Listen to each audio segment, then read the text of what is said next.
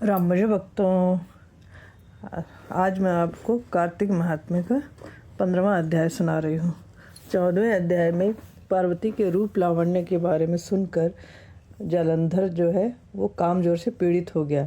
इसके बाद विष्णु भगवान की माया से मोहित होकर जालंधर ने राहु को अपना दूत बनाकर महादेव जी के पास भेजा।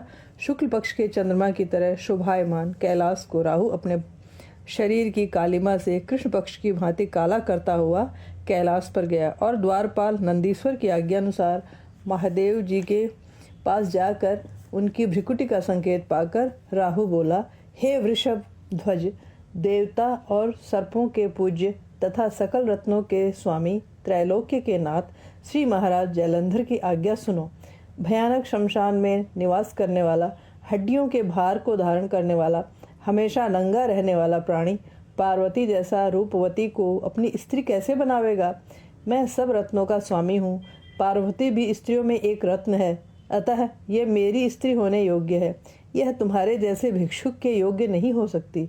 नारद जी ने कहा। राहु इस तरह कह ही रहा था कि इतने में शंकर जी के भ्रू से वज्र के समान गरजता हुआ एक भयंकर पुरुष उत्पन्न हुआ, जिसका सिंह के समान बार बार मुख लपलपा रहा था, जिसके नेत्रों से भयानक अग्नि ज्वाला निकल रही थी और केश खड़े हो रहे थे। अत्यंत दुर्बल शरीर था। वह दूसरे नरसिंह के समान प्रतीत हो रहा था। अपने को खा जाने के लिए उस पुरुष को अपनी ओर आता देखकर राहु बड़े वेग से भागा, परंतु उसने बाहर राहु को पकड़ ही लिया। वह पुरुष जब राहु को पकड़कर खाने के लिए उद्यत हुआ, तब उसे महादेव जी ने रोक दिया और कहा कि यह पराधीन दूत है, इसे न मारो, छोड़ दो। ऐसी बातें सुनकर उसने राहु को आकाश में ही छोड़ दिया। राहु के छोड़ने के बाद वह पुरुष महादेव जी से प्रार्थना करने लगा। उक्त पुरुष ने कहा कि हे देवेश, हे प्रभु, मैं अतिशय भूखा प्यासा हूँ। मुझे भूख अत्यंत कष्ट दे रही है। आप आज्ञा दें, मैं क्या खाऊं? शिव जी ने कहा, शीघ्र अपने हाथ पैर का मांस खाओ। नारद जी ने कहा। शिव जी की आज्ञा पाकर वह अपने हाथ पैर का मांस इस प्रकार खा गया कि उसका केवल सिर ही बच गया। उसका अवशेष सिर देखकर विस्मित और प्रसन्न होकर उस भयंकर कार्य करने वाले से शिव जी ने कहा, शंकर ने कहा, तुम्हारा नाम आज से कीर्तिमुख हुआ। मेरे द्वार पर सर्वदा रहो।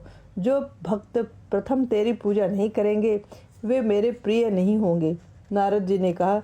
उसी दिन से महादेव जी के द्वार पर कीर्तिमुख रहने लगा। तभी से जो कोई शिवजी की पूजा के पहले कीर्तिमुख की पूजा नहीं करता, उसकी पूजा व्यर्थ हो जाती है। उस राहु को कीर्तिमुख ने बर्बर नामक स्थान में छोड़ा था, इसी से उस स्थान का नाम भी बर्बर पड़ा।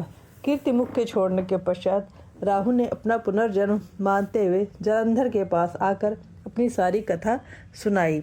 इस तरह से 15वां अध्याय पूरा हुआ। श्री कृष्ण गोविंद हरे मुरारी, हे नाथ नारायण वासुदेवा। श्री कृष्ण गोविंद हरे मुरारी, हे नाथ नारायण वासुदेवा। श्री कृष्ण